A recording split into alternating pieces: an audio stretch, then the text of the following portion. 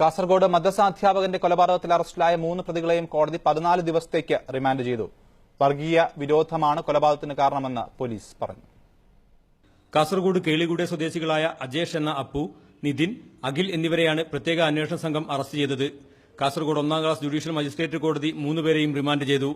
മദ്രസാധ്യാപകനായ റിയാസിനോടുള്ള വർഗീയ വിരോധമാണ് കൊലപാതകത്തിന് കാരണമെന്ന് പോലീസ് പറഞ്ഞു. 3 പേർ മാത്രമാണ് കൊലപാതകത്തിൽ നേരിട്ട് പങ്കെടുത്തിട്ടുള്ളതെന്നും പിന്നിൽ ആരെങ്കിലുമുണ്ടോ, ഗൂഢാലോചനയുണ്ടോ എന്നടക്കമുള്ള കാര്യങ്ങൾ പിന്നീട് പ്രതികളെ കസ്റ്റഡിയിൽ വാങ്ങി അന്വേഷിക്കുമെന്നും പോലീസ് പറഞ്ഞു. ഒരു വർഗീയ രീതിയിലാണ് കാണുന്നത്. ഈ ആൾക്കാരനെ കസ്റ്റഡിയിൽ വാങ്ങിയിട്ട് പിന്നെ ചോദ്യം ചെയ്യേണ്ടതായിരിക്കും. പിന്നെ എന്തെങ്കിലും പുതിയ വെളിപ്പെടുത്തൽ ഇല്ലെങ്കിൽ നടപടി സ്വീകരിക്കേണ്ടതായിരിക്കും. പിടിയിലായ 3 പേരും ബിജെപിയുടെ സജീവ പ്രവർത്തകരാണ്.